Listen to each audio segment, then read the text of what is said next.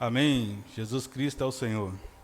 Graças a Deus, estamos aqui para mais uma transmissão no canal da Igreja em Ribeirão das Neves, onde nós iremos dar sequência ao Desfrute do Jave, jornal Árvore da Vida. E o título da mensagem que nós vamos ver hoje é Como aguardar a vinda do Senhor. Como aguardar a vinda do Senhor. Nós, como filhos de Deus, estamos nos preparando, aguardando e apressando a vinda do Senhor. É a nossa esperança que o Senhor volte logo, que o tempo se aproxima. Nós sabemos que os dias já estão se limitando e tudo já está contribuindo para que a vinda do Senhor aconteça. Então, você e eu, nós devemos ficar apercebidos quanto a isso. O que o Senhor está fazendo com sua igreja, como o Senhor tem caminhado no meio do seu povo, como a palavra dele está chegando até nós, como a igreja está reagindo. Isso tudo ajuda a nós percebermos a vinda do Senhor. E claro, nós que amamos o Senhor e amamos a sua vinda, nós também queremos nos preparar. Então, nós preparamos e também aguardamos. O Senhor não falou em que dia, em que hora Ele vem, mas Ele pede que nós fiquemos nesse estado de vigilância constante. Então, nós vamos ganhar um pouco de luz a respeito da carta que o Paulo escreveu à igreja em Tessalônica, aos Tessalonicenses. Então, nós vamos aqui desfrutar. Essa carta ela é curta, né? Ela tem 5 capítulos. E nós vamos decorrer um pouco a respeito daquilo que Paulo fala aos Tessalonicenses. A primeira coisa que nós devemos saber sobre a igreja em Tessalônica é porque a igreja sempre foi assim. A igreja ela concorre com os costumes e a tradição da cidade. Em Tessalônica, a cidade de Tessalônica, era uma cidade que estava muito voltada à idolatria e ao pecado.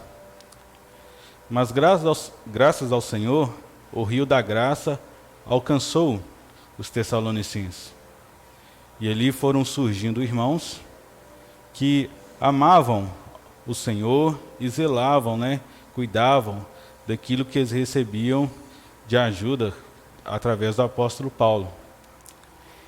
Então, quando o evangelho chega a uma cidade, a primeira coisa que o evangelho encontra como dificuldade é o aspecto que aquela cidade apresenta com relação aos seus costumes, em relação às suas tradições.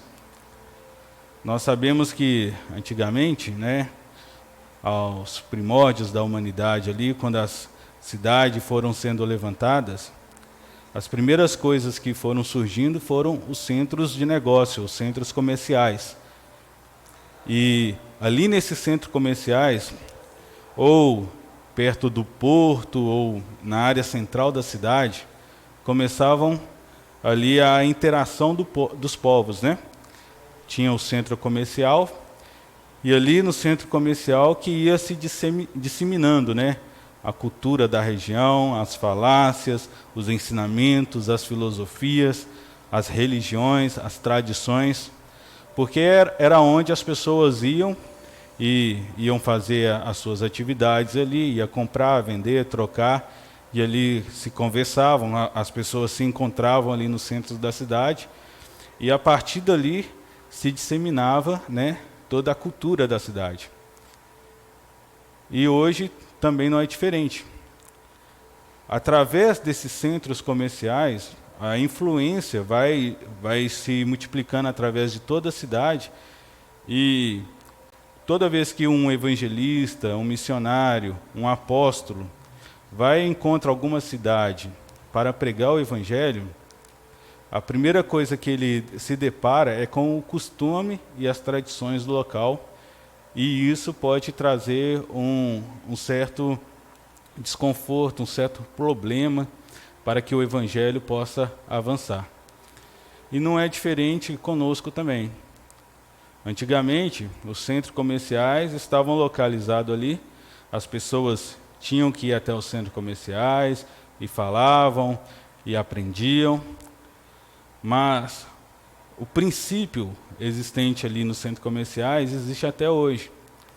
Hoje nós não precisamos, ir a algum lugar, porque hoje tudo já está na palma das nossas mãos, celular, na televisão. Então hoje nós sofremos influências de todas as partes. A influência hoje chega dentro da nossa casa, Antigamente era de boca em boca. Hoje nós vemos no celular, vemos na televisão, na internet. Então hoje nós recebemos influência tanto da nossa cidade, como também do mundo inteiro. Influências de várias regiões do mundo hoje pode chegar a nós, e em questão de nós perdermos tempo ali vendo um vídeo, vendo uma notícia, nós somos infectados por essa influência e já começa a mudar a nossa constituição, começa a mudar a nossa história, começa a mudar a nossa maneira de vida. E os irmãos ali em Tessalônica sofriam aquela influência, nós também sofremos, mas Paulo, graças à misericórdia do Senhor, escreveu uma carta para eles, e essa carta até hoje é lida por nós, e ali traz muitas demonstrações de como os cristãos, os filhos de Deus, podem viver uma vida cristã santa, que agrada ao Senhor, mesmo em torno de nós está uma grande influência de pecado, idolatria e tudo mais. Ó Senhor Jesus. Então, o primeiro parágrafo do artigo diz assim: as duas epístolas de Paulo aos Tessalonicenses trazem grande ajuda para o desenvolvimento da vida cristã. Escrita com o propósito de ajudar a jovem igreja a crescer. Paulo procurou em suas palavras encorajar, confortar, equilibrar e até corrigir algumas questões. Ó Senhor Jesus. Então, quando Paulo escreve aos Tessalonicenses, o aspecto da igreja, a princípio, é que eles eram idólatras. A cidade sofria a influência da idolatria, justamente por causa, o centro comercial ali, muitos acreditavam que as suas conquistas, os seus lucros, eram oriundos, da ajuda de algum Deus, ali que eles mesmos criavam, e serviam a esses deuses a fim de obter lucro, a fim de obter alguma conquista. Então, sempre houve deuses para tudo, deuses pagãos que enganam, na verdade enganam o povo, que o povo, querendo sair da autoridade do Deus real e verdadeiro, acabam sendo influenciados por esses deuses. Então, a igreja ali, ela tinha pessoas que antes serviam a muitos desses deuses, mas o evangelho chega até ela e as pessoas começam a abandonar essas tradições, Olha o que diz 1 Tessalonicenses, a partir do versículo 2. Paulo fala, damos sempre graças a Deus por todos os vós, mencionando em vossas orações e sem cessar, recordando-nos diante do nosso Deus e Pai, da operosidade da vossa fé, da abnegação do vosso amor e da firmeza da vossa esperança em nosso Senhor Jesus Cristo. Então, o versículo 3, o que tinha na jovem igreja em Tessalônica? Tinha a operosidade da fé, eles não abandonaram o amor, não negavam o amor, eles supriam os santos em amor, e a esperança deles eram firmes. Eles tinham a plena convicção da esperança. Eles eram firmes na esperança. Então aqui tem os 3 pilares da vida cristã, que é a fé, o amor e a esperança. Sem fé é impossível agradar a Deus. Sem amor, nós não conseguimos servir a igreja, nós não conseguimos viver felizes. E se nós temos fé e nós temos amor, nós também teremos a esperança de que um dia o Senhor virá e nos chamará, né, para o seu reino e glória. E nós seremos arrebatados com Ele, nós estaremos para sempre com Ele. Então essa é a nossa esperança, de que entender que essas aflições do tempo presente, o que nós passamos aqui na terra, quando nós estamos no Senhor, nós iremos ainda receber a recompensa de ter vivido uma vida que agrada a Deus, que ter vivido uma vida que expressava o amor, que não negava a fé, que era cheio de esperança. Ó Senhor Jesus. Então, para que nós possamos aguardar a vinda do Senhor, a primeira coisa que nós devemos sempre manter é a fé, o amor e a esperança. A nossa luta é sempre em manter essas coisas. Existem coisas que vêm sorrateiramente até mim, até você, para apagar a nossa fé, para esfriar o nosso amor, para retirar de nós a esperança, mas nós devemos estar sempre atentos em manter essas virtudes, a fé constante, o amor constante e a esperança sempre constante. Olha o versículo 5. Porque o nosso evangelho não chegou até vós tão somente em palavras, mas sobretudo em poder, no Espírito Santo e em plena convicção, assim como sabeis ter sido o nosso procedimento entre vós e por amor de vós. Versículo 6. Com efeito, vos tornastes imitadores nosso e do Senhor, tendo recebido palavra, posto em meio de muita tribulação, com a alegria do Espírito Santo, de sorte que vos tornaste modelo para todos os crentes na Macedônia e na Acaia. Então a jovem igreja em Tessalônica se tornou um modelo para toda a Macedônia e a Acaia. Porque eles guardaram a fé, guardaram o amor, guardaram a esperança. A palavra chegou até eles com grande poder. É isso que precisa acontecer em nós. Precisamos ter um coração simples, de que quando a palavra chegar em nós, ela consegue trazer o poder do Espírito Santo em nós. E esse poder em nós vai confirmando a palavra, vai fazendo nós crescer em vida, vai fazendo em nós frutificar. Ó Senhor Jesus. Versículo 8. Porque de vós repercutiu a palavra do Senhor, não só na Macedônia e Acaia, mas também em toda parte, se divulgou a vossa fé para com Deus, a tal ponto de não termos necessidade de acrescentar alguma coisa. Então, quando nós estamos cheios de fé, irmãos, e vivendo essa fé, expressando essa fé, não há muita necessidade de correção, não há muita necessidade de alinhamento, porque a fé em nós é a esperança da glória.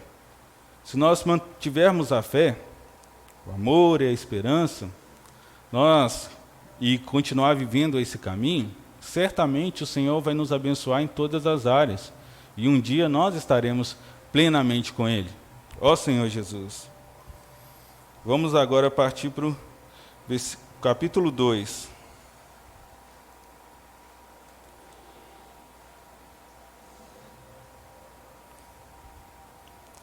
Capítulo 2, o versículo 11 fala assim. Capítulo 2, versículo 11. E sabeis ainda de que maneira, como pai a seus filhos e a cada um de vós, exortamos, consolamos e admoestando, para viverdes de modo digno de Deus, que vos chama para o seu reino e glória. Então, nós também temos que viver de modo dignos de Deus. Senhor Jesus.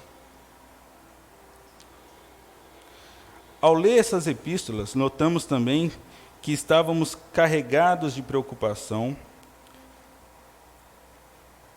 Ao ler essas epístolas, notamos também que eles, Paulo e Silas, Paulo, Silvano e Timóteo, na verdade, eles estavam carregados de preocupação com os santos e tinham por objetivo, reparar as deficiências que tinha na estrutura básica da vida cristã, a fim de que não sucumbissem aos abalos decorrentes das tribulações que a vida lhes imporia. Porém, com essas palavras, os tessalonicenses tiveram sua estrutura confirmada e fortalecida. Então, a preocupação de Paulo, de Silvânio e Timóteo, era que essa base da fé, do amor e da esperança jamais fossem abaladas.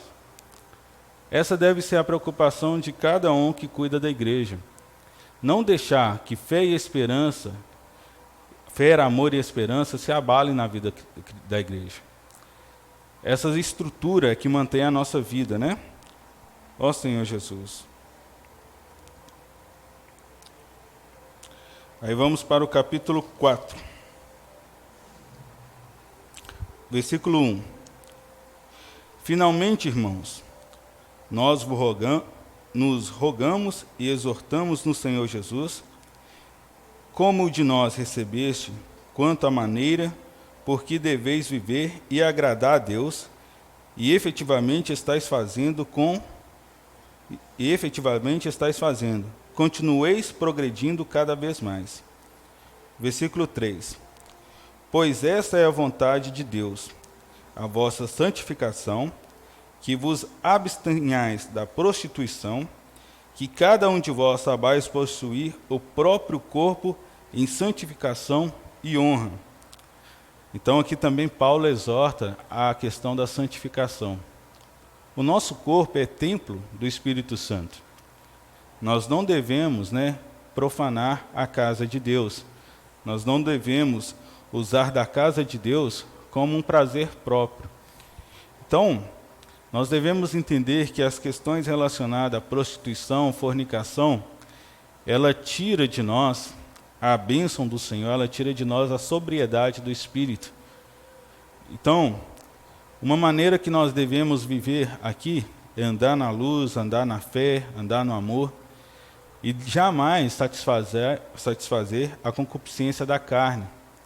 A carne, ela limita contra o Espírito. Nós não podemos dizer que andamos na carne e agradamos ao Espírito. Isso é impossível.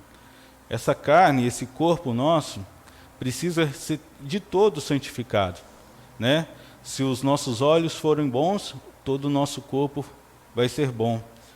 Então nós devemos ter cuidado, com a concupiscência dos olhos, a concupiscência da carne, a soberba da vida. Nós não devemos influenciar o nosso corpo mortal a se rebelar contra Deus. O pecado é uma ofensa a Deus. O pecado ele é julgado por Deus, Então nós não devemos deixar satisfazer-nos, em pecado. Ó Senhor Jesus. Ó, o versículo 7 do capítulo 4 diz o seguinte: porquanto Deus não nos chamou para a impureza, e sim para a santificação. Aí o versículo 9, Paulo já fala, do amor fraternal. O amor fraternal não fingido, o amor fraternal para com todos os santos. No tocante ao amor fraternal, não há necessidade de que eu vos escreva, porquanto vós mesmos estáis por Deus instruídos que deveis amar uns aos outros. Outra maneira, irmãos, que nós temos de aguardar a vinda do Senhor é amando os santos. Nós devemos considerar cada irmão superior a nós mesmos, amar com simplicidade, amar por obediência. Se nós tivermos o cuidado pela igreja, irmãos, nesse amor, certamente nós iremos trazer o Senhor de volta. O amor fraternal, o amor entre os irmãos, ele não pode ter fingimento, não pode ter partidarismo, ele não pode ser relacionado à politicagem, apenas no intuito de agradar uns e assim desonrar outros. Nosso amor precisa ser proveniente de Deus, vindo de Deus, expressando o próprio Deus. O versículo 13. Não queremos, porém, irmãos, que sejais ignorantes com respeito aos que dormem, para não vos entristecer como os demais, que não têm esperança. Pois se cremos que Jesus morreu e ressuscitou, assim também Deus, mediante Jesus, trará em sua companhia os que dormem. Então aqui, irmãos, está a nossa esperança. E nós devemos entender que a vida da igreja, hoje, o viver normal da igreja, é para honrar todos aqueles que vieram antes de nós, que perseveraram nessa fé, nesse amor e nessa esperança, e que hoje, se nós hoje conseguimos viver uma vida da igreja saudáveis, é por causa que esses irmãos que vieram antes de nós, até mesmo como Marte, eles também vieram com a esperança de que um dia todos nós estaremos no Senhor. Então nós não devemos ser ignorantes quanto àqueles que já partiram para o Senhor. O ser humano tende a entender que depois da vida não existe mais nada. Mas nós que somos filhos de Deus recebemos a vida eterna. Nós morremos para o pecado, mas nós ressuscitamos com o Senhor. E quando nós dormimos no Senhor, apenas estaremos ali, aguardando a manifestação da vinda de Deus. Então essa é a nossa esperança. Aqueles que partiram antes de nós também estão guardados nessa esperança, de um dia todos nós que crescemos em vida, que amamos o Senhor, seremos um com o Senhor. Amém? O versículo 16: porquanto o Senhor mesmo, dada a sua palavra de ordem, ouvida a voz do arcanjo, e ressoada a trombeta de Deus, descerá dos céus, e os mortos em Cristo ressuscitarão primeiro. Depois nós, os vivos, os que ficarmos, seremos arrebatados juntamente com eles, entre nuvens, para o encontro do Senhor nos ares, e assim estaremos para sempre com o Senhor. Consolai-vos, pois, uns aos outros com essa palavra. Irmãos, não importa o que aconteça conosco, quer tribulações, quer perseguições, tudo, irmãos, visa uma coisa: se nós estivermos no Senhor, que é o solo fértil para a vida de Deus crescer, nós iremos ser arrebatados e estaremos juntamente com Ele. Veja bem, a igreja em Tessalonicenses, o solo da cidade ali não era um solo fértil, era um solo idólatra, um solo de pecado, Mas Paulo, através do Evangelho, conseguiu fazer com que os santos ali, encontrassem o solo fértil para a frutificação. É isso que o Senhor fez conosco, nos trazendo para o viver normal da igreja. Amém? Vamos para o capítulo 5, o versículo 8. A partir do versículo 8.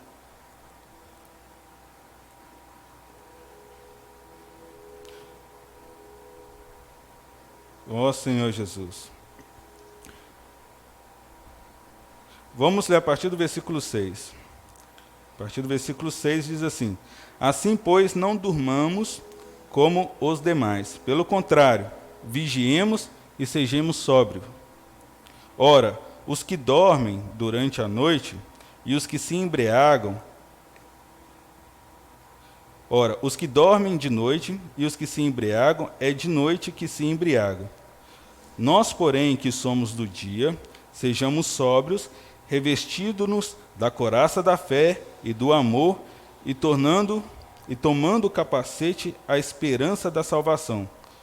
Porque Deus não nos destinou para a ira, mas para alcançar a salvação mediante nosso Senhor Jesus Cristo, o que morreu por nós, para que, quer vivemos, quer durmamos, vivamos em união com Ele. Consolai-vos, pois, uns aos outros, e edificai-vos reciprocamente, como também estáis fazendo. Ó Senhor Jesus. Agora o versículo 16, do capítulo 5. Versículo 16 fala assim: regozijai-vos sempre. O 17, orai sem cessar. E o 18, em tudo dai graça, porque essa é a vontade de Deus em Cristo Jesus para convosco. Então, se alegre, irmãos. Mantenha-se sempre alegre. A vida que o Senhor quer para você, quer para mim, é uma vida alegre, é uma vida de esperança. viver a vida da igreja é a melhor coisa que um dia pôde acontecer conosco. Então, se você que serve em sua igreja, serve em sua localidade, viva isso intensamente. Viva o amor fraternal, viva cheio de fé, cheio de esperança, alegre sempre. E ora sem cessar. Mantenha o coração de oração, o espírito de oração, para que você possa vigiar quando essas influências tentam te rodear, tentam entrar em seus ouvidos, tentam atingir os seus olhos. Então essas influências, elas requerem oração, para que você e eu consiga perceber a sutileza do inimigo, quando ele vem sutilmente através de coisas que são até mesmo belas, agradáveis, mas, por fim, a tentativa do inimigo é nos fazer adorar outras coisas, a ter outros deuses, a viver na idolatria, a viver no pecado. Ó Senhor Jesus! O versículo 23 fala: o mesmo Deus da paz vos santifique em tudo, e o vosso espírito, alma e corpo, sejam conservados íntegros e irrepreensíveis na vinda do nosso Senhor Jesus Cristo.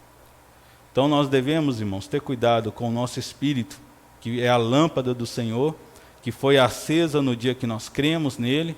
O nosso espírito jamais pode apagar. Você pode exercitar o seu espírito chamando o Senhor, invocando o nome do Senhor, falando: ó Senhor Jesus, repetidas vezes, lendo a palavra com oração, desfrutando do hino, para manter o seu espírito aceso. O seu corpo, você e eu precisamos cuidar da nossa saúde, principalmente daquilo que entra no homem e contamina, né? Através dos nossos olhos, através dos nossos ouvidos, e também da nossa capacidade física. Nós devemos cuidar do nosso corpo, manter ele íntegro. Nós não podemos fazer com que o nosso corpo seja um palco para espíritos imundos relacionados à prostituição, relacionados à fornicação. Ó Senhor Jesus, né? E a nossa alma, irmãos, nós precisamos sempre buscar ter a nossa alma voltada para as coisas de Deus. Pensai nas coisas lá do alto, buscai as coisas lá do alto, onde Cristo vive, assentado à direita de Deus. Ter a nossa alma relacionada com a igreja, pensando nas reuniões, pensando nos irmãos, mantendo a santidade. E isso, irmãos, vai fazer com que nós estejamos sempre com o Senhor e um dia nós encontraremos com Ele. Então, essa é a maneira, através da primeira carta aos Tessalonicenses, que Paulo demonstra como aguardar a vinda do Senhor. Espero que você tenha gostado, que você consiga despertar o seu espírito até um viver cristão com mais sobriedade. Nós não podemos nos enganarmos. As influências mundanas da nossa cidade, ou até do nosso país, ou de outros países, estão sempre aí tentando jogar, né, a sua isca, alcançar alguns, mas nós devemos sempre manter esse espírito de vigilância, orando sem cessar. E a fé, o amor, a esperança, seja sempre, irmãos, esse tripé que sustenta a nossa vida cristã firme, sempre operante perante o Senhor, servindo sempre com alegria, e assim nós estaremos aguardando e principalmente apressando a vinda do Senhor. Jesus é o Senhor. Curta esse vídeo, compartilhe e se inscreva no canal para que você possa receber mais dessa palavra em sua casa. Jesus é o Senhor.